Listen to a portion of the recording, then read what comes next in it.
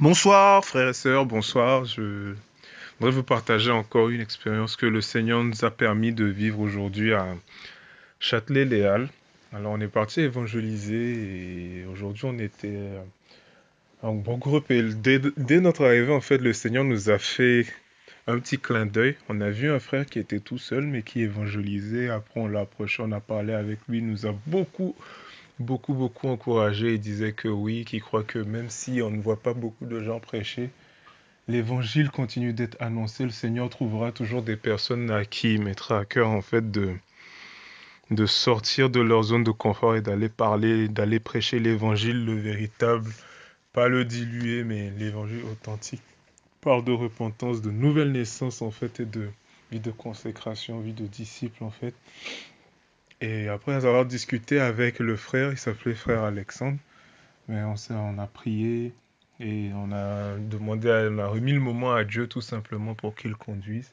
On s'est séparés en groupe de deux personnes et aujourd'hui, en fait, j'ai été évangélisé avec ma sœur Josie. On a commencé tout simplement par aborder la première personne qu'on a vue. Alors, elle était en train de taper un message et on lui a demandé si elle avait mal quelque part ou si elle avait besoin de prière tout simplement. Mais cette personne nous a gentiment fait comprendre qu'on n'était pas qu'elle n'était pas la personne que nous étions en train de rechercher. Donc on a avancé. On est tombé sur un couple cette fois-ci et ils n'étaient pas non plus très disposés. On a demandé s'ils avaient mal quelque part. Ils nous ont pas répondu à la question. Après, le monsieur nous a dit qu'il avait une crise, il faisait une crise de tension mais qu'il avait son traitement et que le tout se passait bien. On a parlé quand même de Jésus, on leur a parlé de la venue de Jésus, de qui est Jésus, de pourquoi est-ce qu'il est venu mourir à la croix. Et après, on n'a pas été plus loin parce qu'on sentait que ni l'un ni l'autre n'était vraiment disposé à ce moment-là à recevoir ce que nous avions, ce que nous portions et ce que nous voulions communiquer tout simplement.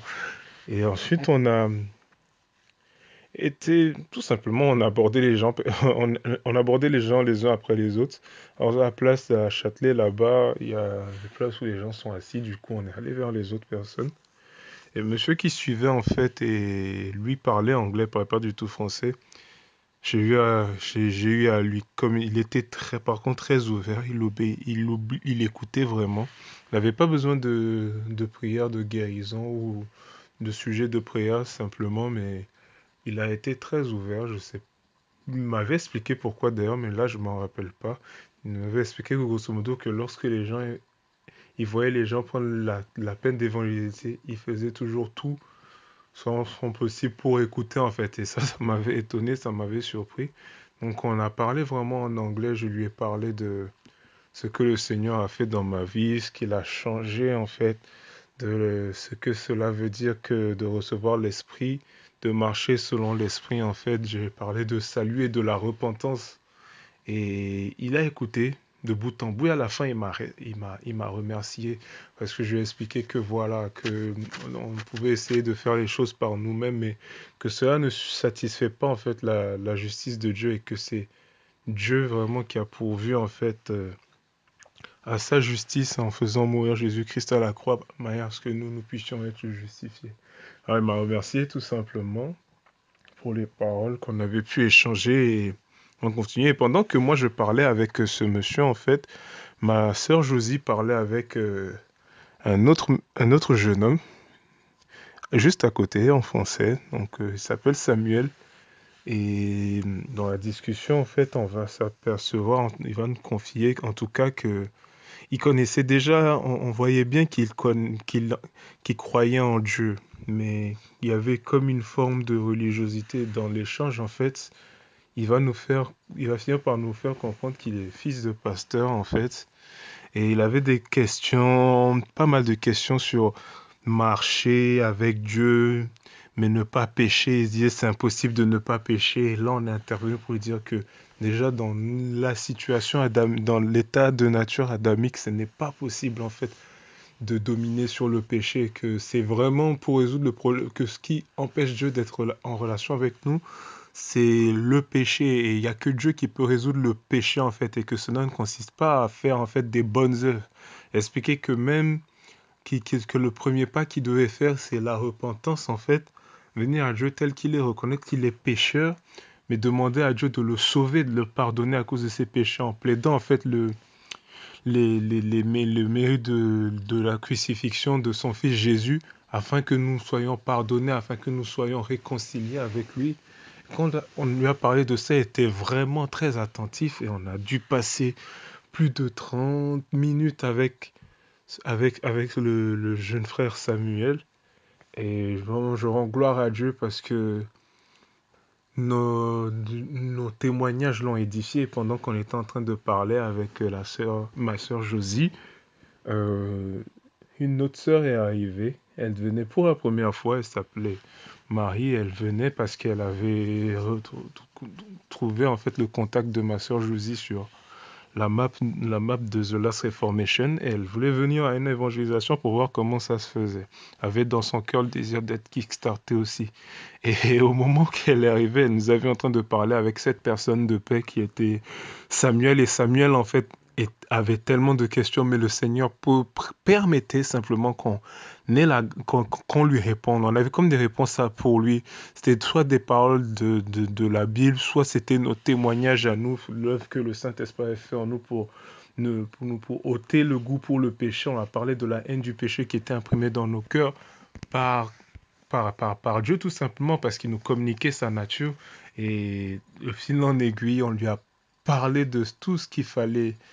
Le premier pas, la repentance, il acceptait en fait de se repentir là, comme ça, à la place de Châtelet là-bas et nous l'avons conduit dans la prière. Il a repenti devant Dieu, il a demandé pardon pour ses péchés, il a eu la foi en Jésus-Christ et il a demandé à Dieu de simplement le sauver de ses péchés et qu'il voulait marcher avec Dieu, marcher, servir Dieu, le connaître tout simplement. Et juste après cela, on a eu à cœur de prier pour lui, pour qu'il reçoive le baptême du Saint-Esprit. Et là aussi, waouh, il a pu nous confirmer qu'il sentait qu'il se passait quelque chose. Il sentait qu'il se passait quelque chose en fait dans son ventre, comme quelque chose qui voulait monter. Et en priant pour lui aussi, j'avais à cœur que j'avais à cœur qu'il y avait des choses qui ne devaient pas être là, qui étaient en train d'être délogées tout simplement. Il n'a pas parlé en langue, mais il me disait qu'il avait une expérience pendant tout jeune où il avait parlé dans des langues qui n'étaient pas des langues intelligibles. On l'a tout simplement encouragé en fait à ne pas retenir en fait lorsque le Saint-Esprit vient parce qu'il nous a dit qu'il retenait ça et qu'il n'avait pas laissé couler. Donc on l'a encouragé vraiment cela.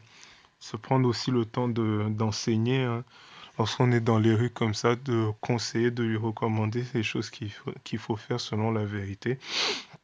Et dès là, en fait, on était vraiment heureux. On a pris le temps avec lui de parler, de prendre son contact, on a échangé les contacts, a donné nos témoignages et on lui a expliqué qu'il lui manquait encore le baptême d'eau et qu'il n'était pas nécessaire de le faire, qu'il n'était pas nécessaire de le repousser, qu'il n'avait pas à être parfait pour repousser en fait la date et paraître devant Dieu pour se baptiser un jour où il serait prêt. Non, le baptême c'est vraiment le signe extérieur de la repentance et on a bien expliqué qu'il pouvait se baptiser aujourd'hui même ou dès demain. C'est pour ça qu'on lui a donné nos contacts.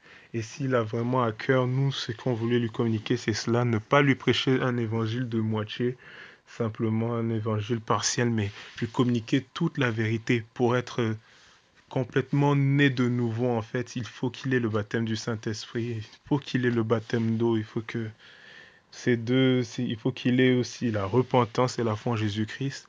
Avoir ces quatre choses et puis il serait complètement une nouvelle création vêtue du Saint-Esprit, conduit par le Saint-Esprit en fait.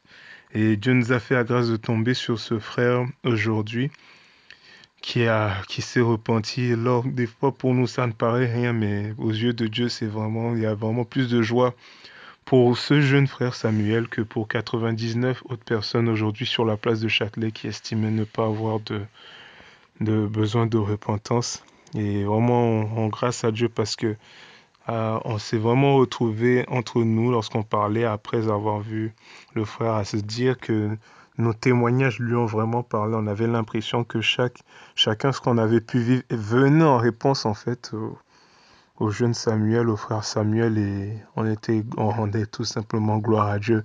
Et dès lors, en fait, dès qu'on a prié pour eux, qu'il a ressenti le Saint-Esprit, en fait, on a voulu prier, en fait, on a voulu le kickstarter, quoi, grosso modo, et l'amener aller à la recherche de personnes malades pour prier pour les malades. On voulait qu'ils puissent expérimenter physiquement maintenant, qu'il puisse constater que quelque chose avait changé, que le Seigneur l'utilisait déjà tel qu'il est.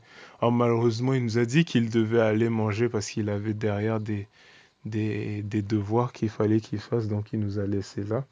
Mais ma sœur Marie qui nous a rejoints, ma sœur Josie et moi, pendant que nous étions en train de parler avec Samuel, voulait vraiment vivre cette expérience car elle avait vu le film The Last Reformation et elle avait aussi soif de cela. Donc on est tout simplement allé vers les prochaines personnes pour leur demander s'il y avait mal quelque part et on est tombé sur deux personnes. En fait, je ne sais pas si c'est un couple. Le monsieur était italien, il me semble que la femme aussi, ou colombienne, quelque chose comme ça. Et la femme avait un mal au bas du dos. Je sais pas. Oui, vraiment au bas du dos. Elle disait qu'elle avait une douleur qui au départ était à 7. Donc tout simplement, demander à ma sœur Marie de prier, de prier pour elle et d'imposer la main là où cette femme avait mal. Parce qu'elle était très ouverte, elle me disait, ah, c'est là que la douleur est, vous pouvez mettre votre main et tout, s'il vous plaît, faites-le. Et ma sœur Josie a prié pour elle, première fois, pas de changement. A prié une deuxième fois, on a persévéré. La deuxième fois, elle nous a fait, ah, il se passe quelque chose. Elle me dit, ok, la douleur était à 7, là elle est peut-être à 3. Et là, vraiment, on était fortifié dans notre foi. On a prié une troisième fois, il n'y avait pas du tout de changement. On était toujours à 3. Et la quatrième fois, ma sœur Marie a prié et toute la douleur est partie. Elle disait qu'elle avait senti elle-même une chaleur sortir comme une chaleur sortir de sa main, en fait, émaner de sa main. Et la dame ne trouvait plus du tout la douleur. Et c'était waouh aussi pour ma sœur Marie de voir qu'elle pouvait être utilisée comme ça par le Seigneur, tout simplement, non pas sous le coup d'une émotion, mais tout simplement en cherchant à obéir à la parole de Dieu. On a pu partager à ce couple qui parlait pas super bien le français, en fait, que nous n'avions pas de pouvoir et que si la dame était guérie, c'est tout simplement parce que Jésus avait pris son péché à la croix, avait pris ses infirmités à la croix, et que c'est un signe d'amour tout simplement le fait qu'elle expérimente cette guérison, c'est tout simplement un signe d'amour que le Seigneur Jésus lui montre à travers en fait cette guérison. Et waouh, c'était vraiment magnifique cette journée. Je rends vraiment grâce à Dieu. Je voulais partager avec vous aussi pour vous encourager, m'encourager moi-même lorsque je réécoute des fois, ça me fait énormément me rappeler de bons souvenirs et ça m'enracine un peu, ça m'encourage. Et ma prière est que cela puisse aussi vous encourager, que cela puisse aussi vous pousser à sortir si vous avez encore du mal. Si vous êtes seul, persévérez. Si vous pouvez trouver quelqu'un, essayez d'y aller avec quelqu'un. C'est vrai que ce n'est pas toujours simple d'y aller seul, parfois c'est décourageant, mais faisons confiance au Seigneur et le Seigneur nous conduit, quoi. Allez, au revoir et demeurez bénis au nom de Jésus.